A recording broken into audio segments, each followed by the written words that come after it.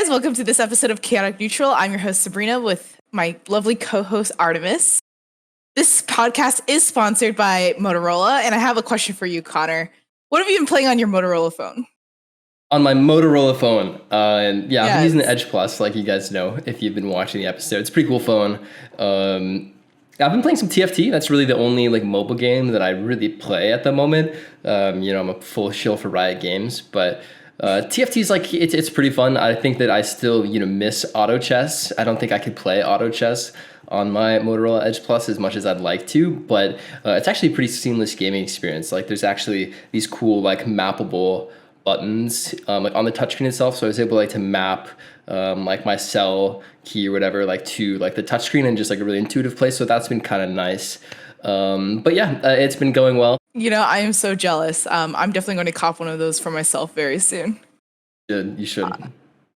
Sounds good. And then we'll battle each other on TFT. yeah, let's get it. Awesome. Well, we can only have those kinds of breaks after playoffs and potentially Worlds. And to get there, we've been playing our regular season matches. However, this past weekend was kind of a rough spot for us here at Evil Geniuses. We did go 0-2.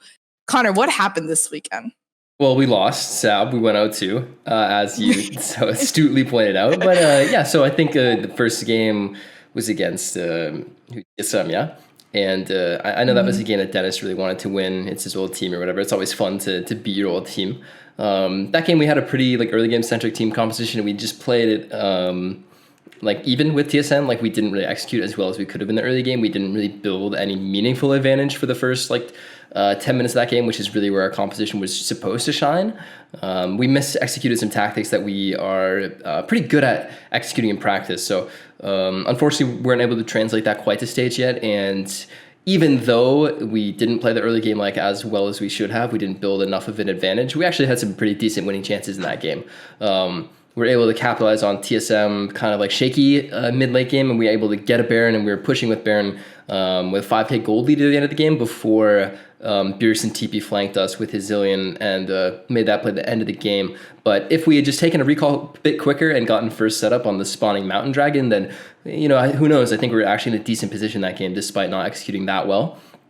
And then in our game against Immortals, it was, was it Immortals? FlyQuest. I don't think so. Yeah. The other dream team.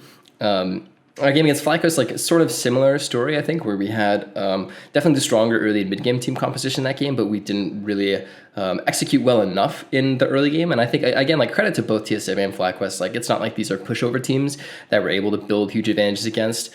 Again, we found ourselves in a pretty even position in that game. We were like down a few dragons, and we executed a really nice proactive play around the Baron. And if we just executed better around that Baron, like essentially, I think the Baron was free. Like as long as we keep trying to out of the pit with our team, like Ashe and Thresh were already zoned. I think we can just execute that Baron play 10 out of 10 times in practice, maybe 9 out of 10 times, but credit to Sandstorm for the steal, but we shouldn't let him, get in that position. And then if we get that Baron, I think that the game is in a really, really nice and winning position for us. So definitely was hard to win both those, or to lose both those games when they were in such even, arguably winning positions for us. But I think the progress is still positive. Like in our loss to Dignitas the week before, like we essentially had a free game where Dignitas is so bad that we had like a 4k lead like instantly in that game, and we had just had a winning position and then took a bunch of random fights and like lost the game for free. But in the game against FlyQuest and the game against TSM, like it was 2 even games like against like strong teams, and we're very evenly matched against them. The games could have gone either way. Unfortunately, like the coin just didn't land on our side in either of those games. But I think like segueing into we can talk about this next, but TSM and FlyQuest, like neither of which are a poor team by any means. FlyQuest is on a 4 or 5 game win streak. They beat Team Liquid, who people were thinking was maybe the strongest team in the league, and same for TSM. They're on a little bit of a win streak there, and they just recently beat Cloud9, who, despite struggling recently, are still definitely an excellent team. So yeah, I can't say I'm pleased because we did go 0-2, but it was definitely a stronger showing than a loss against Dignitas, and we're starting to see some progress for sure. And speaking of progress, how are you feeling about coming into this next week? I know that we're going against GGS, who's been on a hot streak for the past couple of weeks or matches, and 100 Thieves, who we've kind of had a little bit of beef since that social media tweet. How are you feeling about those games? I mean, for me, like there's there's no other like extra motivation for GGS and 100 Thieves like Twitter beef or not. Like they're just LCS teams, and the real important game for us is the 100 Thieves game. 100 Thieves is going to play Dignitas on Saturday, and they should beat them because Dignitas is a bad team. 100 Thieves is actually pretty decent. So once 100 Thieves beats Dignitas, like we either have won or lost to GGS, and let's assume the worst. If we lose to GGS, then both of 100 Thieves and our season kind of come down to that final game where whoever wins that last game is going to take the 6th seed and get into the upper bracket of playoffs. And with that 6th seed, you start in the upper bracket, you get to play either the 3rd or the 4th seed. And then you get picked by, or don't get picked by the 1st seed, and then you play another best of 5 where you can then, even if you lose, you fall back down to the lower bracket. So yeah, 6th seed and higher is super, super important for just your ability to go deep in playoffs and your ability to get to Worlds or even get to the finals. So I'm looking at the 100 Thieves batch. I know that everyone else on this team is too. Even if we beat GGS on Saturday, like we still only have 8 wins, and then if 100 Thieves wins on Saturday and then beats us on Sunday, both teams have 8 wins, and I think that they might even control the head-to-head. So with that in mind, like the 100 Thieves game is super important, and that's like where most of my focus is this week. Absolutely. And I have no doubt that our team can take them down for sure. Same. No doubt in my mind. Like 100 Thieves is a good team. Like they've made a lot of progress after putting in Pooman contracts, but I definitely don't think that they're nearly as strong as FlyQuest or TSM, so we're not taking them for granted at all. Like I said, these teams are both really dangerous teams. I think Contracts and Closer, the 2 junglers here, really kind of hold their teams together. So as long as we come in with a good game plan how to control both those players and execute well, I think that we're reasonably favored against both 100 Thieves and GGS, but I think we should still see some close games. For sure. And as you mentioned, these matches, especially the 100 Thieves one, is really important for not only to see if we're playing tiebreakers, but where we land in playoffs. So do you mind explaining to the viewers a little bit how that's going to work this season? Yeah, so playoffs this season is a double elimination format for the top 6 teams. Seeds 1 and Seeds 2 get a first round bye where they don't have to play at all in the first round of playoffs. And then Seed 3 plays Seed 6 and Seed 4 plays Seed 5. And then the winners of those teams, there's 2 of those winners, right?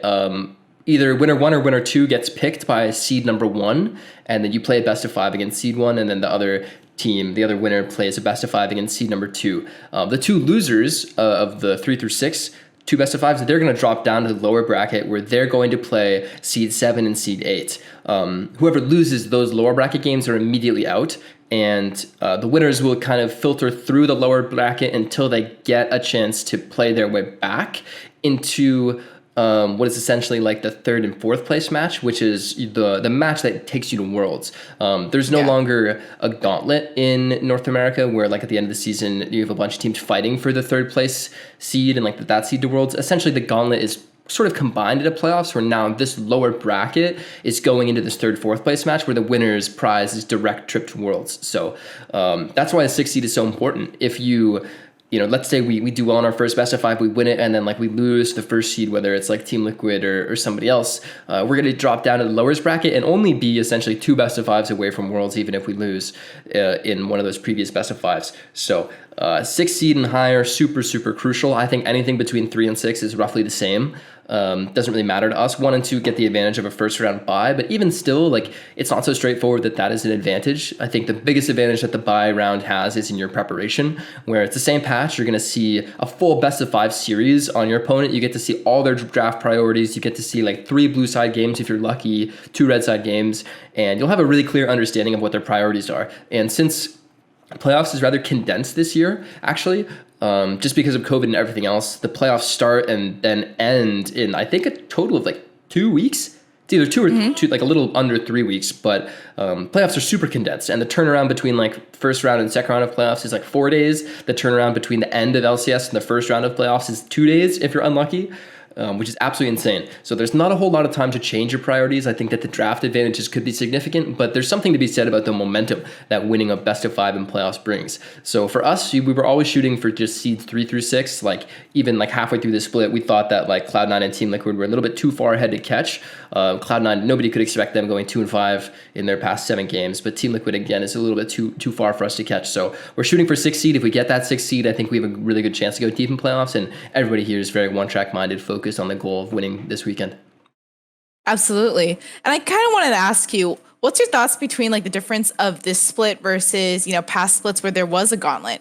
In my opinion, I prefer this kind of tournament setup better. It's something that is easier to track and understand.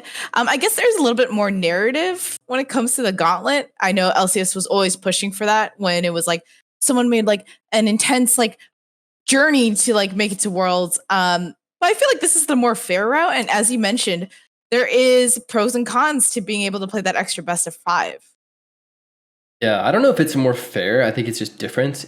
I really like the Gauntlet actually, and I think I'm biased because I'm one of the people that actually won Gauntlet and gone to Worlds using that system. But Gauntlet was crazy. Like you're playing best of 5, next day you play another best of 5, next day you play another best of 5, 3 best of 5s in a row, and then if you win them all, you get to go to Worlds. If you start from the lowest seed, the top Gauntlet seed has a pretty big advantage where you only play 1 best of 5 and go to Worlds if you win. So that's like kind of equivalent to this 3rd and 4th place match where you just play 1 best of 5 and go. So, I mean, it's essentially like, it's very, very similar where like I said, the Gauntlet is sort of built into this lower bracket. And if you win all the way through the lower bracket and then win the 3rd, 4th place match, you get to go to Worlds. I think what it does have is it's certainly a little bit of a boost for the 3rd, 4th place match because you're actually playing for something meaningful. I know that like I played in a 3rd, 4th place match last year in summer finals where we ended up losing to CLG, and both teams really wanted to win that match, of course, because you're playing on stage in front of 30,000 people and the environment's insane and you don't want to lose, but you're not really playing for anything. Like winning 3rd place, you're like, okay, sick. Like, now we have better Gauntlet seeding, but there's no like immediate puncher ticket to Worlds. So the cool thing I think is that the winner of the 3rd and 4th place match goes directly to Worlds. So they're actually playing for something tangible, and it's something the fans can be excited about too, right? Like whoever wins this match is going to Worlds. Like that's hype. That's hella hype. So I think from that perspective, it's a pretty cool ad, and also it just makes the playoffs feel more continuous, right, and less fragmented. And I think that can only be a good thing. Totally. And I know we're talking a lot about Worlds, and if you didn't hear, to our listeners at home, Worlds is happening, which is insane. I think a lot of fans were unsure if this was even going to be a thing or not, but it is. It will be in China. How are you feeling about that? I'm super excited. I was one of the people who was certain that Worlds would be happening no matter what. Like when people released that thing on Twitter, that's like, oh no, the China's banning all sports from China until 2021. I was like, I'm pretty sure we're going to Worlds still. Like they're not going to cancel this. So I wasn't surprised to say the least, but I'm definitely excited. And yeah, I don't know how many of the details are released to the public about how like the Worlds bubble is going to work and how the Worlds bubble is going to operate. So I'm just going to err on the side of caution and not really divulge those. But if we do get to go to Worlds, it's going to be crazy. Like I think that the quarantine protocols they have in place are very, very effective, to say the least. And I'm not going to be very worried about my safety or catching COVID, but I think it's going to be challenging for sure to scrim in that environment and to just stay sane in that environment.